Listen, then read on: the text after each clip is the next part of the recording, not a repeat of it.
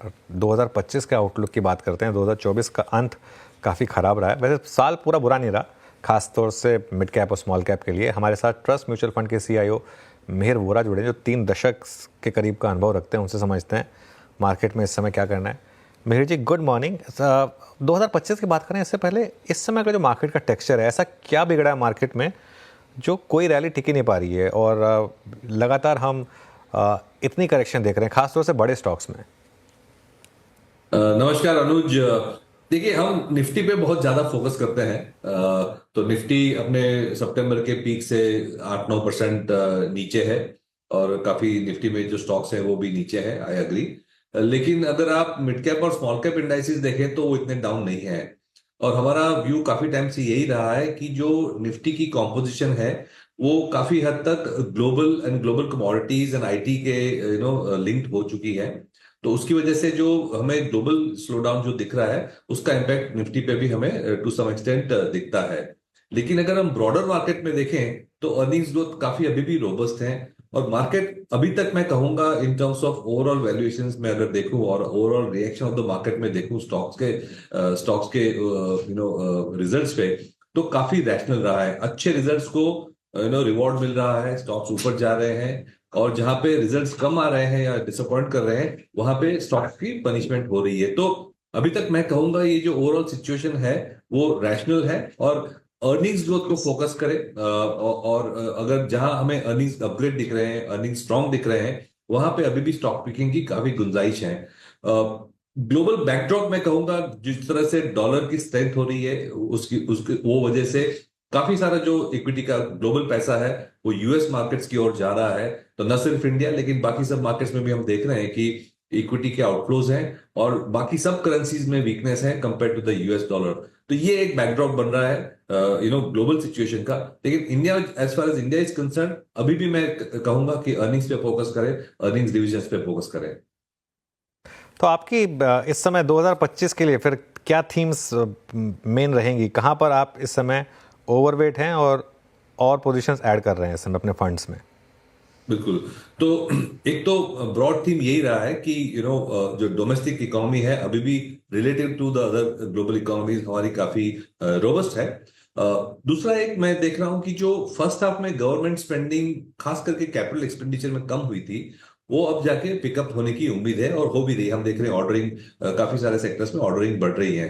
तो जो government spending link segments है जैसे कि कंस्ट्रक्शन, इंफ्रास्ट्रक्चर, उसमें मुझे लग रहा है कि काफी तेजी हो सकती है। और उसमें गवर्नमेंट स्पेंडिंग में फिर हम देखें तो रेलवेज भी आ जाता है, डिफेंस भी आ जाता है, पावर T&D आ जाता है। तो ये जो infra utilities and cap goods link जो सेगमेंट्स हैं उसमें मुझे लगता है सेकंड हाफ से अच्छे रिजल्ट्स आएंगे। दैट मीन्स कि हम जैसे 2025 को एंटर करेंगे ये सब सेगमेंट पे काफी एक्शन की उम्मीद हो सकती है। दूसरा एक है जो बैंकिंग एंड फाइनेंशियल्स अगर देखें तो वो खास करके बैंक्स में हमने काफी अंडर परफॉर्मेंस देखी है। एनबीएफसीज में भी हमने काफी अंडर परफॉर्मेंस देखी है। लेकिन अगर हम ये उम्मीद करते हैं कि इकोनॉमी 6-6.5% प्लस में ग्रो करेगी for FY26 as well as FY27, तो मुझे लगता है क्रेडिट ग्रोथ भी अच्छी तरह से पिकअप होगा। बैंकिंग सिस्टम की जो बैलेंस शीट की क्वालिटी है बहुत अच्छी है। अंडर परफॉर्मेंस की वजह से वैल्यूएशन भी काफी अट्रैक्टिव हुए हैं। तो मुझे लगता है कि ये एक जो अंडर परफॉर्मिंग सेगमेंट था 2023 और 24 का, वो मेरे ख्याल से 2025 में पिकअप हो सकता है। एंड देन अदर सेगमेंट जैसे कि फॉर एग्जांपल फार्मास्यूटिकल्स हैं, केमिकल्स हैं, जहां पे हमें एक लंबे समय का ग्रोथ दिखता है for the next 5 years 10 years करके, वहां पे भी हम पॉजिटिव रहेंगे।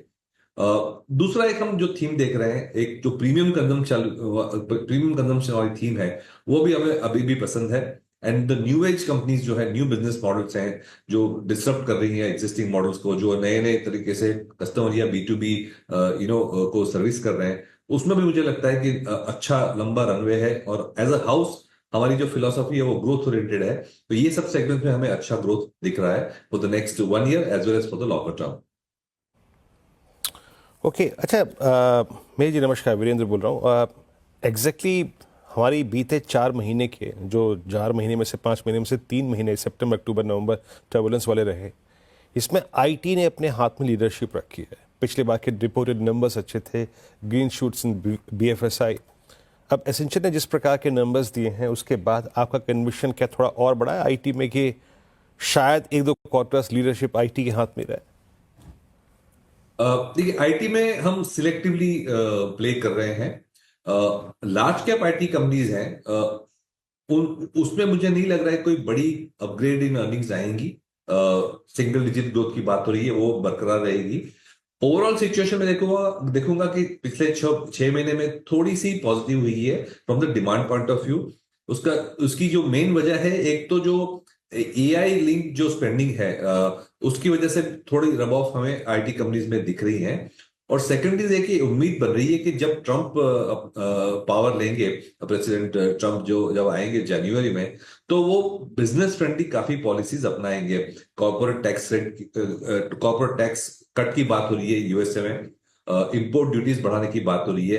काफी सारी जो एग्जिस्टिंग स्कीम्स है जो मेक इन अमेरिका की जो एनकरेजमेंट के लिए बनाई हुई है, वो मेरे ख्याल से रैंप अप ज्यादा होगी। तो US business confidence, US business capital expenditure में हम काफी अच्छा ट्रैक्शन देख रहे हैं। तो वो डिमांड सिचुएशन जो है वो आईटी के लिए थोड़ी बेटर है कंपेयर टू बिफोर।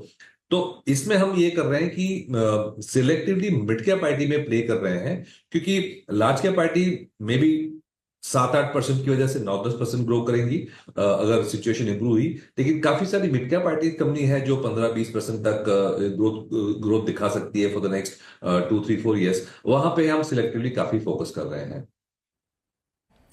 ओके, अच्छा मेहर जी, क्योंकि मैंने बात आईटी की दो संदर्भ में करी, I mean global markets, strong dollar और आई थिंक ट्रंप एडमिनिस्ट्रेशन की जो पॉलिसीज हैं वो same case applies to I mean pharma as well. आपका फार्मा में झुकाव किस तरफ है इस वक्त? सो फार्मास्यूटिकल्स में हमारा सबसे बड़ा ओवरवेट है एक्चुअली, और उसमें न सिर्फ हम यूएस लिंक्ड प्ले कर रहे हैं जिसमें जेनरिक मैन्युफैक्चरर्स भी आ जाते हैं, उसमें सीडीएमओ प्लेस भी आ जाते हैं, लेकिन हम डोमेस्टिक मार्केट में अगर देखें तो उसमें भी हम डायग्नोस्टिक्स के जो प्लेस हैं, हॉस्पिटल के जो प्लेस हैं, उसमें अच्छा अर्निंग्स देख रहे हैं और अर्निंग्स ग्रोथ भी अच्छा आ रहा है और अर्निंग्स रिविजन भी अच्छे आ रहे हैं इस सिचुएशन में। तो ये सारे जो हेल्थ केयर के सेगमेंट्स है, US generic pharma, US CDMO, global CDMO and global generics, as well as diagnostics and hospitals and healthcare, उस सारे में हम अच्छी तरह से ओवरवेट हैं। ओके, चलिए फार्मा की बात हो गई, यहाँ पे हमने आईटी की बात करी, तो ग्लोबल सेटअप जिन जिन सेक्टर्स का से सरोकार है उस पर हमने बात कर ली। अब आते हैं एक दो स्पेस पे, और यहाँ पर मेहर जी जिस पे शायद थोड़ा डिस्कशन अब लगे हाथ कर ही लेते हैं। पिछले अगर आप 20 दिन को देखें, एंड स्पेशली जब से महाराष्ट्र की इलेक्शन और उसके बाद से सत्ता में मतलब क्लियरिटी आ गई है, यथार्थपूर्ण जिनकी हुई है, ये रियल एस्टेट स्पेस में मूव काफ़ी अच्छा है। हालांकि ऐसा नहीं है कि वो तेज़ी सिर्फ महाराष्ट्र और मुंबई वाली कंपनियों में, वो सब में स्प्रेड है, वेदर इट्स साउथ बेस्ड या फिर Delhi based. Real estate, then real estate ancillary, then एचएफसीज, इन तीनों रेंज में आप लोगों ने क्या पिक किया है इस वक्त? देखिए, रियल एस्टेट में हम बेसिकली एक्सपेक्ट कर रहे हैं कि जो के shape nature of the recovery है वो रियल एस्टेट में भी हमें दिख रही है। तो उसमें मैं कहूंगा कि जो प्रीमियम एंड सेगमेंट को जो केटर करते हैं डेवलपर्स, उसमें हमें ज्यादा तेजी दिख रही है, क्योंकि अभी भी जो ग्रोथ इन डिमांड है वो हाई एंड प्रॉपर्टीज में ज्यादा है। लोअर एंड प्रॉपर्टीज में भी डिमांड है, लेकिन जो ग्रोथ रेट है और जो प्रॉफिटेबिलिटी जो हाई एंड में मिलती है वो लो एंड में इतनी नहीं मिलती। तो हम बड़े डेवलपर्स, ब्रांडेड डेवलपर्स, जहां पे हायर एंड सेगमेंट्स को केटरिंग करने की जो ब्रांड है वहां पे ज्यादा फोकस कर रहे हैं। दूसरी जगह हमें जो इंटरेस्टिंग लग रही है वो कोवर्किंग स्पेस में हमें दिख रहा है कि काफी एक्टिविटी हो रही है, तो वहां भी कोवर्किंग स्पेस पे भी हमारी एक्सपोजर है। मेहर जी, इस साल का सबसे बड़ा सेक्टर रहा है stock market related plays. BSE ने लीड किया उसको, लेकिन सीडीएसएल, एंजल वन, कैम्स, उसके अलावा even wealth management stocks, mutual fund stocks, इनमें सब में री रेटिंग हुई है। ये री रेटिंग के बाद ये इन स्टॉक्स में क्या अभी भी दम है पोर्टफोलियो में रखने के लिए? क्या अभी भी अगले अगर 5 से 6 साल का व्यू लिया जाए तो यहाँ से पैसा बना के देंगे? बिल्कुल। तो आपने फिनेंशियल्स की बात छेड़ी, तो मैंने जैसे स्टार्टिंग में कहा कि banking can be a interesting play, लेकिन फिनेंशियल्स में सो फार हमारा जो ओवरवेट रहा है, वो आपने जो सेगमेंट्स मेंशन किए, वो ब्रॉडली हम कहते हैं कि जो सेविंग्स को चैनलाइज करने वाली जो सेगमेंट्स हैं, वहां पे हमें एक सिक्युलर ग्रोथ ट्रेजेक्टरी दिख रही है। तो उसमें जैसे आपने कहा wealth management, asset management, broking, insurance, mutual fund distribution, exchanges, RNT agents, वो सारा जो इकोसिस्टम है जो सेविंग्स को केटर करता है, वो मेरे ख्याल से सिक्युलरली ग्रो करेगा at a higher growth rate compare to the rest of the banking and financial services. और इसकी मेन वजह यह है कि जैसे इकोनॉमी डेवलप होती है, तो जो माइग्रेशन होता है लोगों का, हाउसहोल्ड्स का, from middle income category to upper middle, from upper middle to affluent, उसका जो ग्रोथ रेट है वो रेस्ट ऑफ द इकोनॉमी से ज्यादा रहेगा। और ये 1-2 साल की बात नहीं है, ये 10-20 साल की ट्रेंड हम बात कर रहे हैं। तो जैसे जैसे सेविंग्स बढ़ते हैं लोगों के, जैसे जैसे पॉपुलेशन एफ्लुएंट होती है, तो सेविंग्स का पूल बढ़ता है, तो ये सब सेगमेंट ग्रो करते हैं। हमने बाकी सब कंट्रीज में भी ये देखा है और इंडिया में भी हम ये उम्मीद करते हैं। तो ये एक लॉन्ग टर्म ट्रेंड है। हाँ, टेक्निकली मैं कहूंगा कि काफी सारे स्टॉक्स पिछले साल में बहुत अच्छा परफॉर्म किए, हमारे पोर्टफोलियो में भी काफी एक्सपोजर था, लेकिन अब मुझे लगता है कि जो बैंक्स और एनबीएफसीज जो बहुत ज्यादा अंडर परफॉर्म किए हैं, वो भी शायद कैचअप करते हैं टेक्निकली। तो मे बी 2025 में हम दोनों में अच्छी तेजी देख सकते हैं, न सिर्फ ऑन द नॉन लेंडर्स जिसकी हमने बात की। एक और स्पेस जहां बहुत पैसा बना है वो है इलेक्ट्रॉनिक मैन्युफैक्चरिंग सर्विसेज वाले स्टॉक्स, ईएमएस स्टॉक्स, जहां पीएलआई एक बहुत बड़ा फैक्टर रहा है। ऑब्वियसली डिक्सन ने उसको लीड किया है, लेकिन बाकी भी यहां पर काफ़ी अच्छे स्टॉक्स रहे हैं। इधर आपका क्या व्यू होगा? इसमें भी हम स्ट्रक्चरली पॉजिटिव हैं, क्योंकि अभी तो हमने सरफेस को स्क्रैच किया है, बहुत ज्यादा काम बाकी है हमारा। इंपोर्ट्स ऑफ इलेक्ट्रॉनिक्स अभी भी एक बहुत सबसे बड़ी आइटम है हमारी आफ्टर गोल्ड। तो ये सब में मुझे लगता है गवर्नमेंट काफी अच्छी तरह से फोकस कर रही है। और जब इलेक्ट्रॉनिक मैन्युफैक्चरिंग की बात करते हैं, तो फिर इसमें सेगमेंट्स भी बहुत ज्यादा है। हमने मोबाइल फोन से शुरू किया, फिर टीवी पे गए, और टीवी पे भी बैकवर्ड जाके हम from the front end to the back end LCD panels, PCB वगैरह में जाते हैं।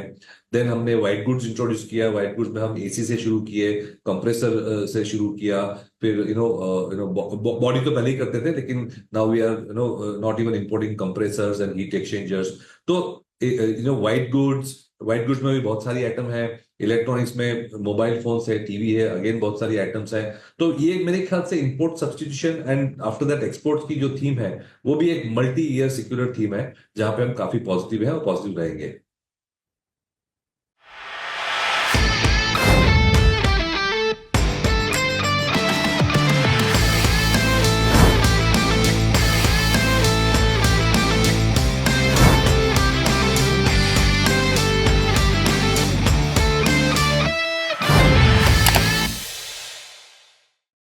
बता दें कि मनी कंट्रोल पर दिए गए विचार एक्सपर्ट्स के अपने निजी विचार होते हैं। वेबसाइट या मैनेजमेंट इसके लिए उत्तरदायी नहीं है। यूजर्स को मनी कंट्रोल की सलाह है कि कोई भी निवेश निर्णय लेने से पहले सर्टिफाइड एक्सपर्ट की सलाह लें।